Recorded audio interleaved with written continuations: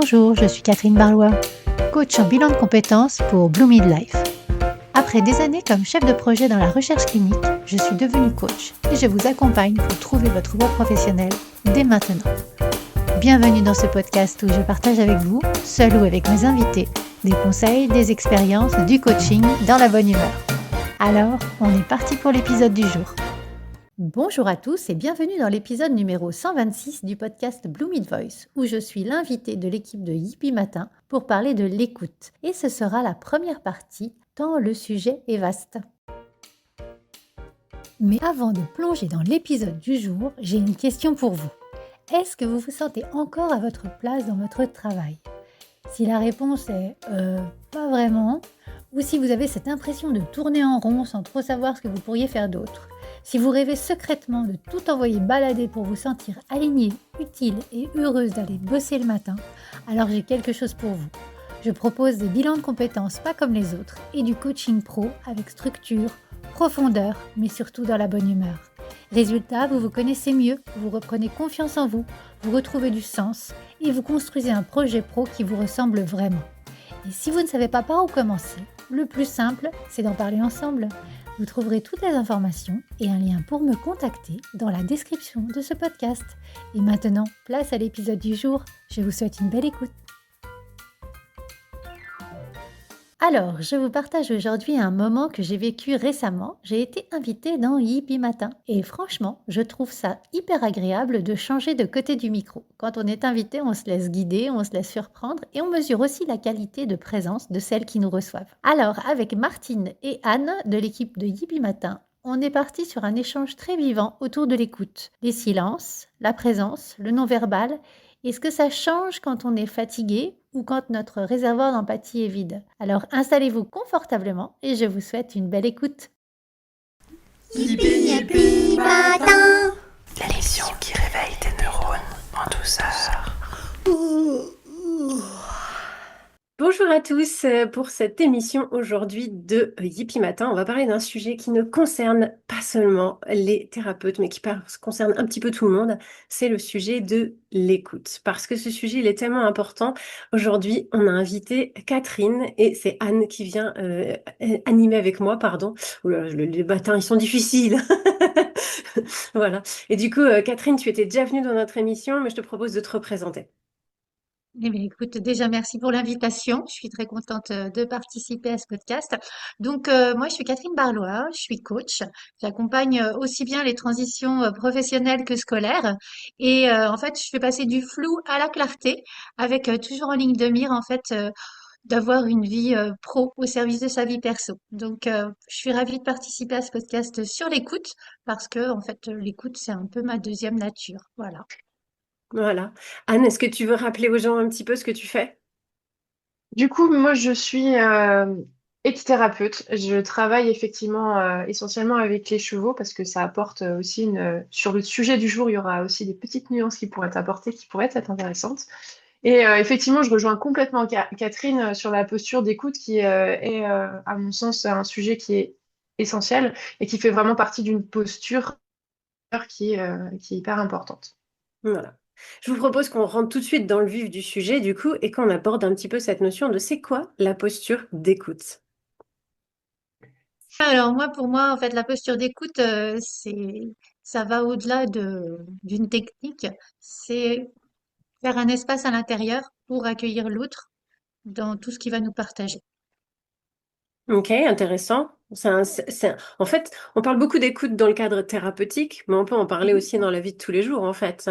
Et du coup, avoir une posture d'écoute, c'est aussi une posture de créer un cadre, en fait, créer un espace d'écoute, créer un élément de base. Tu l'utilises beaucoup, toi, dans ton cadre personnel. Et toi, Anne? Bah, du coup, effectivement, le cadre de l'écoute, je rejoins effectivement l'idée de dans un cadre professionnel. Après, dans le cadre personnel, je pense que il y a aussi une partie où je pense qu'on a tous des fois des amis qui sont en mode, qui ont besoin de cet espace d'écoute et qui va justement faire appel à peut-être quelques moments de silence pour nous, d'être au clair sur OK, demander peut-être à l'autre de quoi est-ce qu'il a besoin si c'est effectivement juste un espace pour déposer des choses et de pouvoir offrir justement une qualité juste de présence, en fait.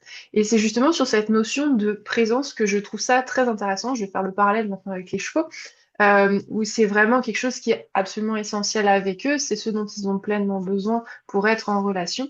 Et leur spécificité, c'est qu'ils ne parlent pas avec des mots, mais par contre, ils vont montrer énormément de choses. Et c'est là où cette notion d'écoute va être peut-être dans une autre forme, peut-être un peu plus visuelle et plus au niveau des ressentis.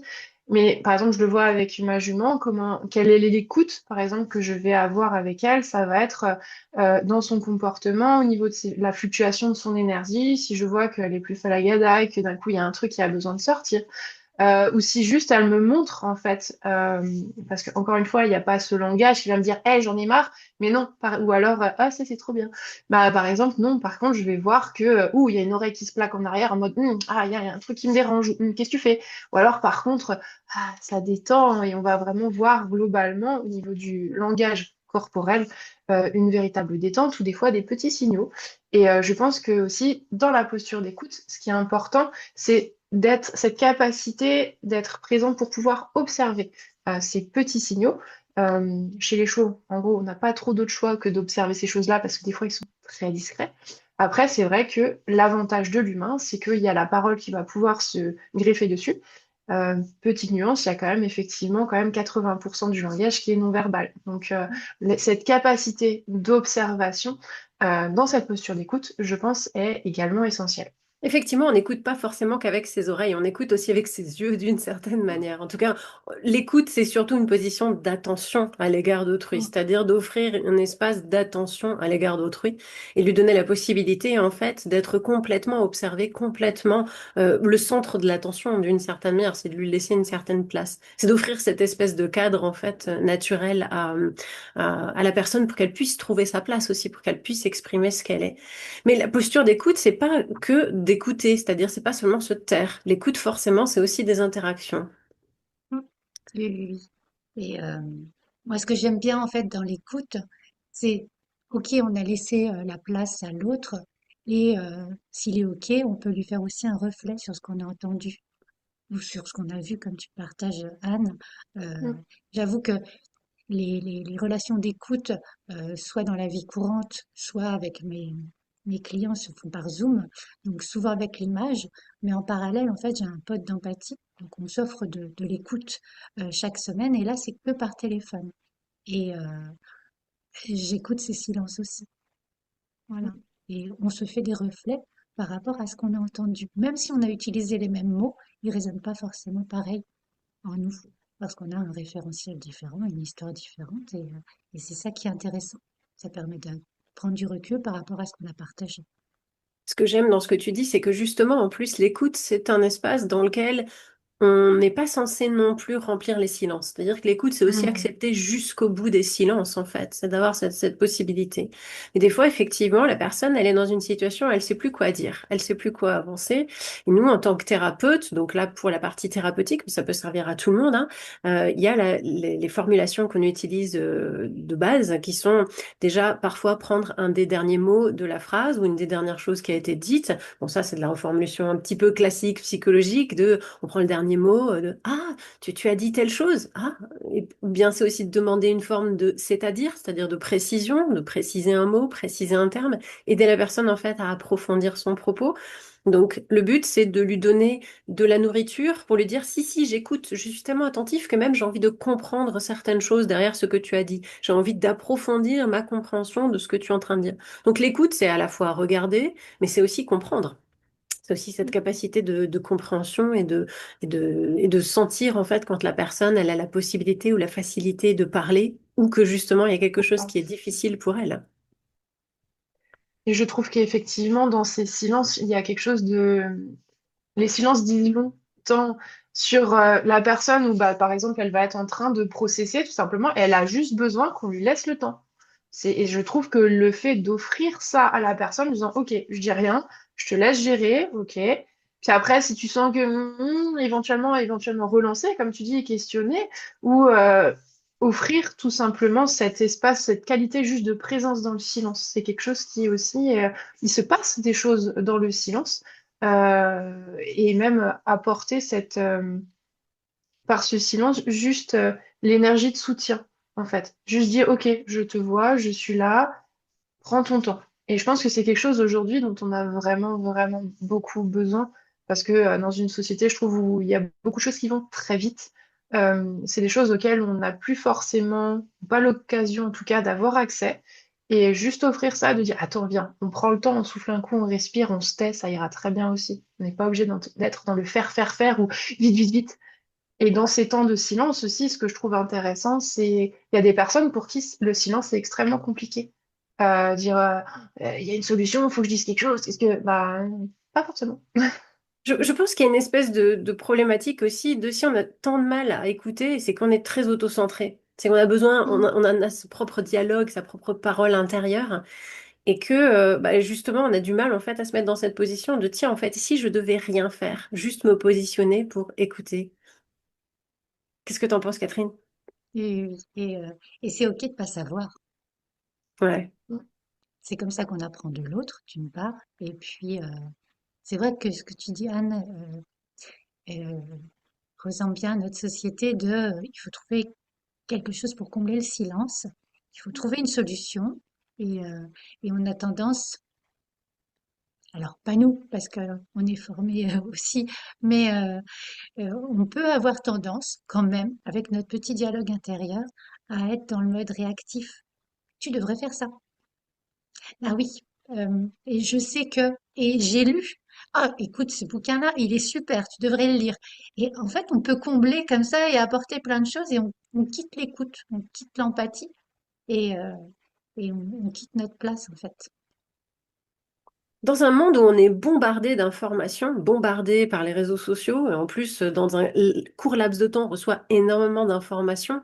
En plus, la position d'écoute, c'est vraiment cette possibilité d'arrêter de bombarder d'informations la personne.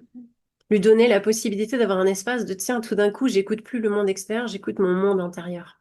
Mhm. Et je me mets vraiment en position où j'essaye d'observer ce qui se passe à l'intérieur de moi et de le transmettre aux autres. Et de pas essayer non plus d'attendre de l'autre qu'il devine. C'est essayer aussi de créer en fait ce dialogue de qui on est à l'intérieur.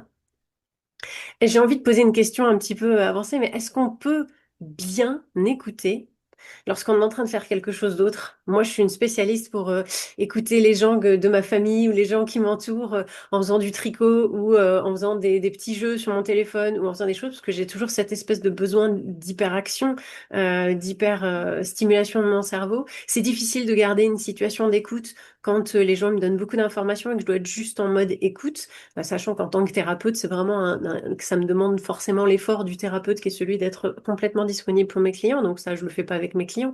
Mais quand je le fais avec des membres de ma famille, bah forcément, ça, des fois, ça peut les déranger. Et du coup, j'ai souvent droit à cette remarque de, mais tu m'écoutes? Mais oui, je t'écoute. Est-ce qu'on peut bien écouter réellement quand on fait quelque chose d'autre avec son cerveau? Ben, ça dépend du cerveau, ça dépend de la personne. De mon côté, j'avoue que si je fais autre chose euh, qui a besoin de mon attention, voilà, je serai focus en fait sur ce que je fais. Donc j'ai juste deux cas où où je peux faire deux choses à la fois, c'est-à-dire avec mes clients quand on a besoin de faire un point, je partage mon écran et au fur et à mesure qu'ils me donnent des choses importantes, je les jette comme ça. Comme ça, c'est une sorte de reflet instantané et puis on continue à avancer. Et comme je disais en fait avec mon pote d'empathie, là je vais marcher. Donc, je l'écoute en marchant. Par contre, quand je reformule, j'ai besoin de m'arrêter. Je fais une pause dans la rue et, et je lui parle, voilà. Mais sinon, globalement, je pense que j'ai une bande passante qui a besoin d'être vraiment sur la personne quand elle me partage quelque chose d'important. Mais c'est mon mode de fonctionnement. Je trouve ça justement, c'est exactement ça. C'est, comme tu dis, Catherine, c'est selon le mode de fonctionnement. Moi, j'aime bien prévenir en disant, par exemple, selon les situations, écoute, je prends des notes, mais vraiment, je t'écoute, hein, et j'ai juste besoin de prendre des notes pour certaines choses, par exemple. Après, voilà, même dans le quotidien, je sais pas, moi j'ai une discussion avec quelqu'un, on est en train de marcher, de faire la vaisselle, de faire un truc, qu'importe. Mais en fait, ça va pas, c'est quelque chose de très mécanique qui, pour moi, demande pas trop de temps, enfin, de concentration. Donc, c'est totalement OK d'avoir une discussion extrêmement profonde avec la personne. Après, moi, je sais que j'ai juste besoin de temps en temps de rétablir un contexte visuel de on s'est vu, je t'ai vu pour marquer justement que, OK, je suis en train de faire un truc, mais je suis là, en fait, je suis toujours pleinement là. Et le fait de rebondir, de questionner, permet aussi, je trouve, de montrer ces temps qu'il y a toujours ce lien. Et après, dans la spécificité, quand j'accompagne avec les chevaux, je peux pas faire genre, j'oublie la bestiole de 200-300 kilos, voire plus selon avec qui je travaille. Je vais dire, non, en fait, je veux dire, on est dans un environnement, on est tous ensemble. Donc, c'est aussi un exercice où, bah, professionnellement parlant, j'ai appris à être concentrée sur quelqu'un, mais avoir un quart d'œil qui continue à observer ce que la bestiole est encore en train de faire, parce que des fois, elle donne des informations hyper importantes. Par exemple, le fait de quand est-ce qu'à tel moment la personne elle va dire telle chose, ou bah tiens, le cheval va par exemple commencer à se détendre, et ça, c'est des informations qui dans cette sphère-là sont hyper importantes. Où il va se rapprocher, il va bouger, comment est-ce qu'il va bouger, est-ce qu'il va d'un coup va se rouler, et j'aime bien justement après mettre dans cette posture d'être toujours dans l'écoute, de voir si la personne elle a vu ce qui vient de se passer, parce que là on est vraiment dans une sphère un peu particulière, même si la personne, elle est dans sa sphère et dans sa bulle en train de parler de quelque chose, de dire, attends, regarde, on a bien entendu ce qui se passe dans ta bulle, regarde bien ce qui vient de se passer et qu'est-ce que tu peux ramener éventuellement, comprendre, ou qu'est-ce que tu ramènes dans ta bulle de ce que tu viens de dire, ou je te décris ce que le cheval vient de faire, et pour alimenter, en fait, justement, euh, cette réflexion, cet échange et cet espace d'écoute. Et pour rester sur les chevaux, il y a quelque chose qui est assez génial avec eux, je trouve, c'est qu'ils ont cette capacité de présence, cette qualité de présence et d'écoute, juste en étant là, point. Et c'est quelque chose où, voilà, moi, je mets des gens à côté d'un cheval et je dis, bah, vas-y, connecte-toi, dis bonjour, fais ce que tu veux. Et en fait, le fait d'être juste là et de se sentir accueilli, des fois, il y a des émotions, ça ressort, hein, mais sévère, parce que vraiment, c'est quelque chose de, oh, pour une fois, j'ai le droit et je suis accueillie et j'ai pas d'espace de jugement. Et le cheval, il va venir me dire bonjour. Il me connaît même pas, alors que moi, par exemple, j'ai l'image, un client ou une cliente qui a l'image d'être, pas une super image d'elle, mais en fait, d'avoir quelqu'un qui vient te dire bonjour et qui va s'intéresser à toi, alors qu'il te connaît pas. C'est une marque et un espace qui va commencer à s'ouvrir, dire OK, ben je t'observe, je vois qui tu es, qu'importe ce qui se passe, je suis là, en fait. Vas-y, viens, on discute, viens, on échange. À notre manière, mais on va discuter. Et ça, je trouve ça génial. Ouais, j'ai un peu divergé. Non, non, mais Ouais, c'est non, très mais intéressant. oui, oui, en fait, est-ce que si j'entends bien, euh, le, par rapport à ta pratique avec le cheval, il y a deux choses qui me marquent vraiment. C'est que le cheval, en fait, ça va être pas ton double, mais c'est comme s'il y avait deux thérapeutes au même endroit. C'est-à-dire que toi, tu accueilles, il y a pas il y a le non-jugement, mais en plus, le cheval, il multiplie par X la Ouais. puissance de ton accompagnement parce qu'il accueille lui aussi, il est dans le jugement et puis il fait le reflet. Oui, c'est exactement ça. Je trouve que ça rajoute une couche, en fait. C'est juste une présence à laquelle on n'est pas habitué. Et enfin, pour beaucoup de personnes, sauf les personnes qui sont dans le monde du cheval, mais c'est effectivement une énergie un peu particulière que j'apprécie beaucoup parce que justement, les chevaux n'ont pas de jugement. Dans le sens où un cheval, ça va être c'est confortable pour moi ou ça ne l'est pas. Et de manière totalement naturelle, un cheval va toujours chercher le confort. Et donc, du coup, en fait, c'est la qualité de présence. Une personne qui vient en accompagnement a besoin d'un espace d'écoute. Une amie, j'ai ramené des amis, même des enfants, pour avoir cette expérience avec les chevaux. Et en fait, juste le fait d'être dans le silence, accueilli, entendu, vu, ben en fait, ça va vraiment amener quelque chose de différent. Et je trouve ça absolument génial. Et ça vient chercher d'autres ressources pour chacun pour communiquer et pour écouter, observer. Alors, il y a beaucoup vite des fois le mental qui vient dire, mais qu'est-ce que je fais et comment je fais? Je dis, respire un coup, ça va bien se passer. Elle, je la connais. Moi, je la connais très bien, ça va très bien aller. Mais justement, le fait d'initier aussi un espace d'écoute, écouter quelque chose qu'on ne connaît pas. Et c'est ça que je trouve qui est vraiment génial. C'est une autre forme d'écoute, en fait. Je pense que pour justement avoir une bonne posture d'écoute, il faut déjà accepter l'idée que ce qu'on va entendre, on ne sait pas ce qu'on va entendre. C'est-à-dire avoir cette curiosité un petit peu naturelle qui doit s'installer, ne serait-ce que parce qu'on ne sait pas ce que la personne va nous révéler. Et cette curiosité, ça demande justement d'effacer ce que notre mental nous demande à chaque fois d'anticiper. Tiens, telle personne va dire ça ou telle personne va penser ça, etc. Donc c'est de sortir d'une espèce de forme de bulle narcissique ou d'une forme de manque de confiance en soi. Et du coup, c'est un petit peu la question que je veux te poser, Catherine. Est-ce que tu penses que d'une certaine manière, il y a une forme de manque d'écoute qui se produit d'autant plus quand on est en mode où on est en détresse avec sa propre confiance en soi, on est en burn-out intérieur, c'est-à-dire on est en mode où, comme ça ne va pas dans ma vie, j'ai pas cette capacité de curiosité à l'égard des autres. Ah oui, ça peut être aussi, je dirais, physiologique. Dans le cas pardon, dans le cas du burn-out, t'as plus ces neurotransmetteurs qui te permettent en fait d'accueillir l'autre. La bande passante, elle est saturée. Donc, potentiellement, tu t'écoutes plus toi-même, hein, voilà. Donc, c'est pour ça que tu vas au-delà de tes limites. Et pour moi, pour l'avoir vécu, c'est un peu ton double maléfique, quoi. Tu deviens pessimiste, tu deviens cynique, tu deviens auto-centré, mais pas bien. Bref, tout fout le camp. Donc oui, je te rejoins par rapport à l'écoute. Le fait, petit point pour les managers, si dans votre équipe, quelqu'un qui était moteur, qui était optimiste, qui était vraiment l'élément clé de votre équipe, qui commence à s'enfermer dans son bureau ou s'isoler et qui n'a plus cet espace pour échanger, c'est un signe en fait. C'est un des premiers signes du burn-out. Donc oui, euh, l'écoute, ça peut être clé dans une équipe, ça peut être clé par rapport à tes échanges. Et si t'es pas bien toi, bah, t'écoutes pas bien les autres, tu t'écoutes pas bien. Et je, je vais pas le corréler avec un manque de confiance en soi ou de mon côté, hein. Mais oui, si on est en détresse psychologique, on n'aura pas en fait. J'aime bien par rapport à l'empathie. Je suis le cours de compassion, c'est un cours d'empathie et Tom Bond qui a été formé par Marshall Rosenberg qui a fait la communication non violente euh, parle d'un réservoir d'empathie. C'est-à-dire que si ton réservoir est vide, ben, il n'y a pas la place. Il n'y a pas la place pour l'autre. Voilà, simplement.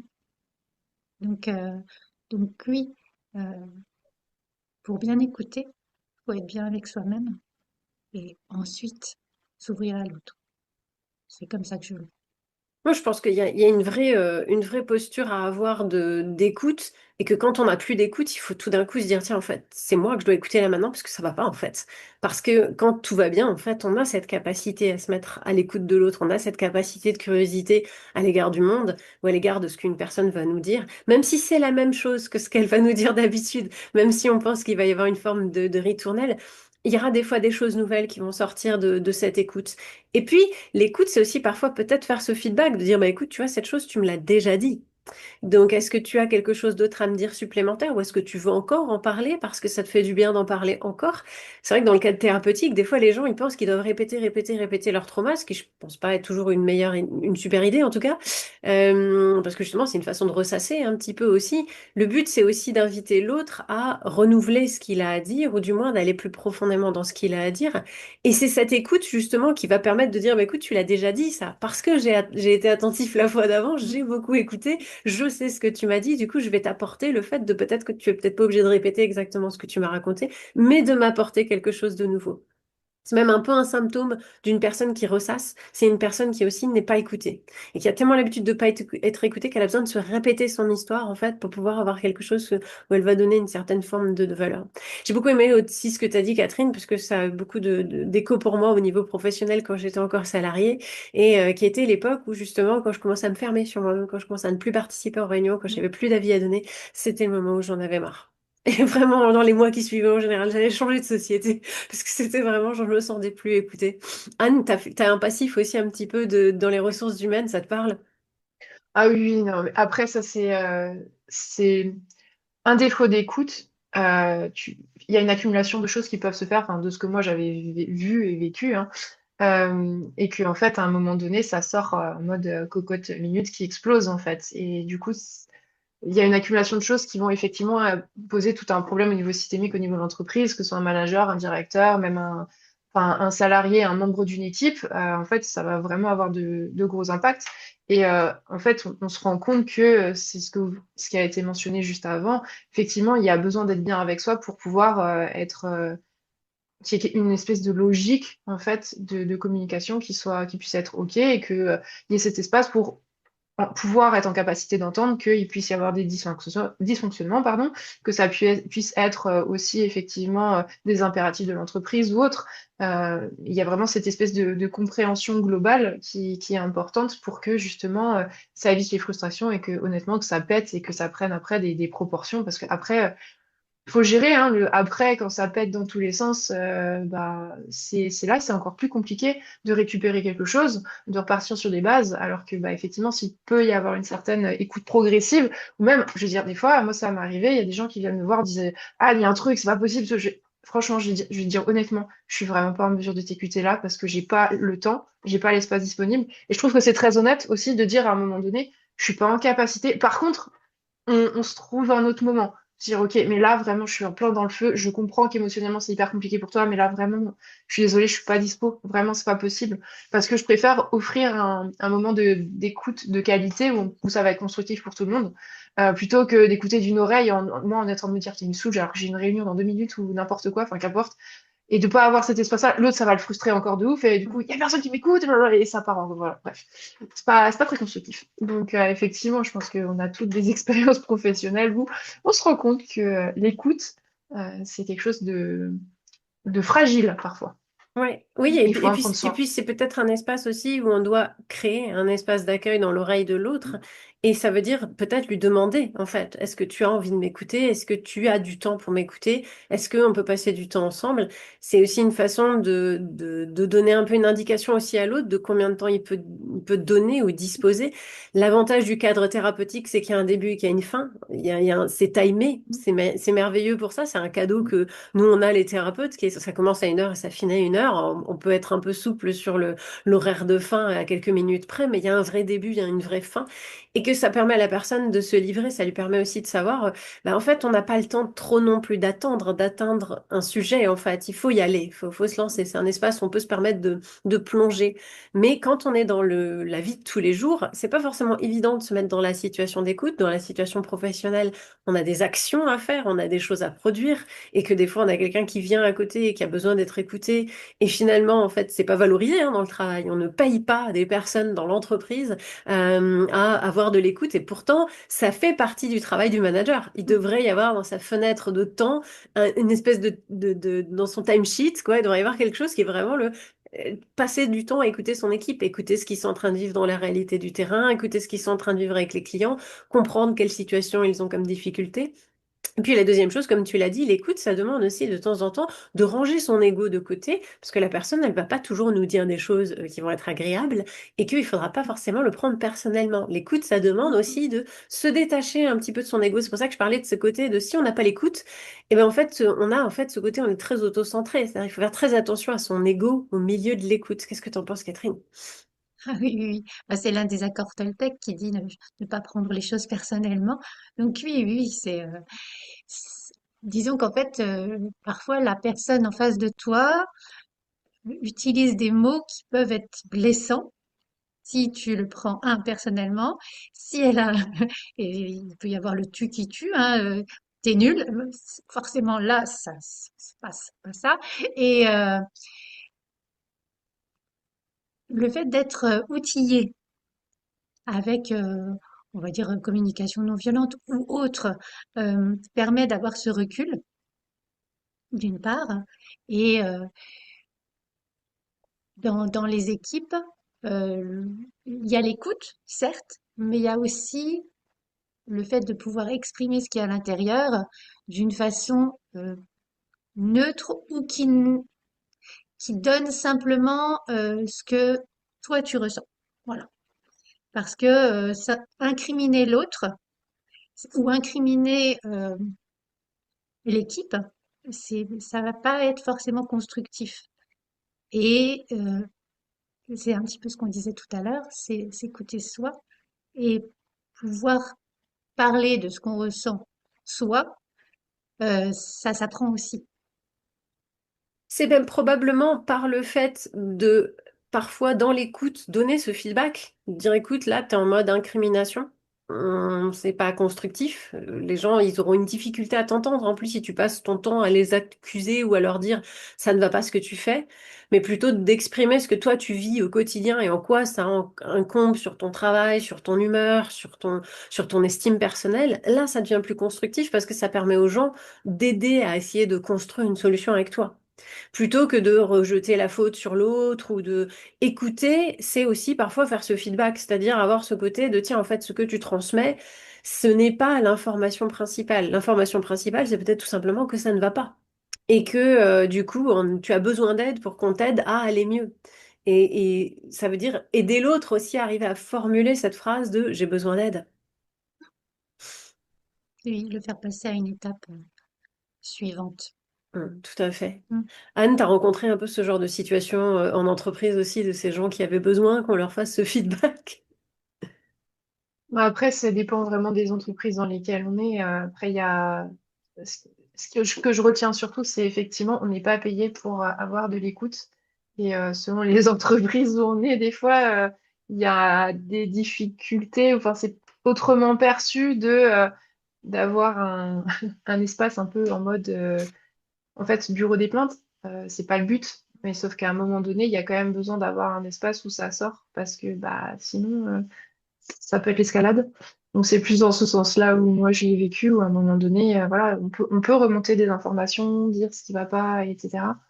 Mais par contre, il faut qu'il puisse y avoir une suite derrière. Et après ça, on est garant chacun à notre niveau d'avoir un espace d'écoute, de remonter les informations et ensuite peut-être fait ce qui n'est pas, mais par contre, il sera toujours important effectivement de faire un retour, de dire bah écoute, je t'ai bien entendu, j'ai vraiment fait preuve d'écoute. Après, voilà, juste expliquer quelles sont les suites, s'il y en a ou pas. Est-ce qu'on peut créer des ateliers justement qui sont des ateliers d'écoute mutuelle, mais qui permettent justement de ne pas griller la totalité du temps, entre guillemets, qu'on a alloué sur une réunion, c'est-à-dire donner des temps de parole, donner des Ouais, c'est choses. ça. Voilà, je pense que ça, c'est un Faut truc qui... cadrer. Ouais. Oui, Comme tu dis, il faut cadrer, ouais. Mm. cadrer. Mais je pense que c'est pas seulement cadré, c'est une idée de créer quelque chose de ludique aussi, d'offrir cette Mm. possibilité de dire, bah si, il existe des espaces d'écoute, même s'ils sont pas très longs, même s'ils sont pas très ouverts, au moins il y a une zone dans laquelle on peut commencer à donner un Mm. début d'écoute. Et puis ça peut susciter une forme de curiosité, c'est-à-dire que bah moi j'ai un sujet, c'est celui-là, s'il y a des gens qui veulent venir en parler, on peut en parler au déjeuner, on peut en Mm. parler autour d'un café. Je pense que telle chose, j'ai envie de la développer.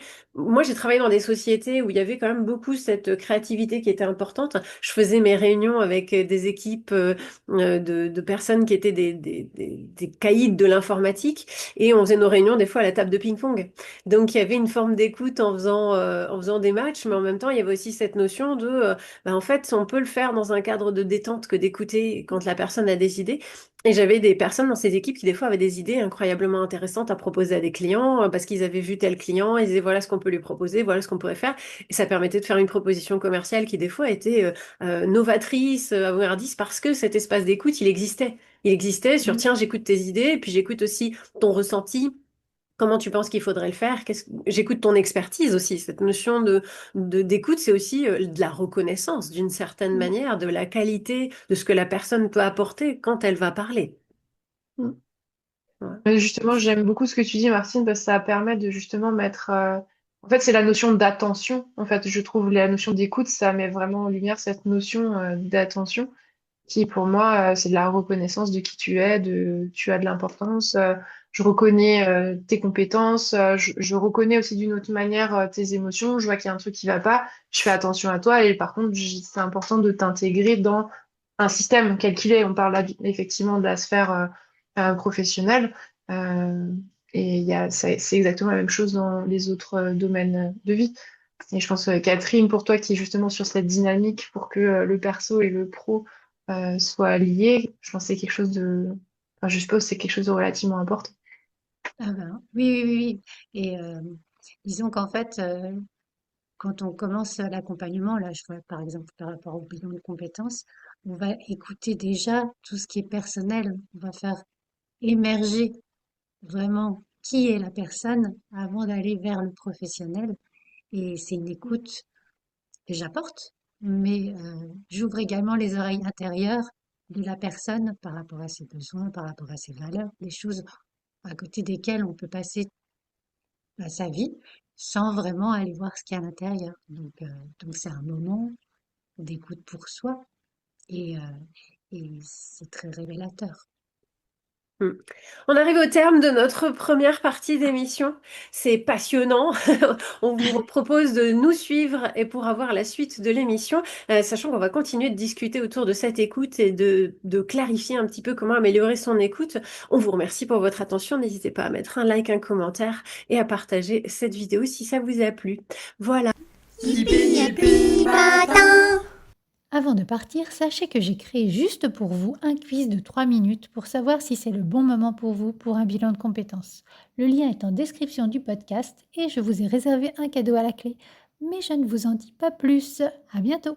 Si cet épisode vous a plu, n'hésitez pas à le liker, à le partager, à mettre 5 étoiles sur votre plateforme d'écoute préférée. Et je vous souhaite une belle semaine.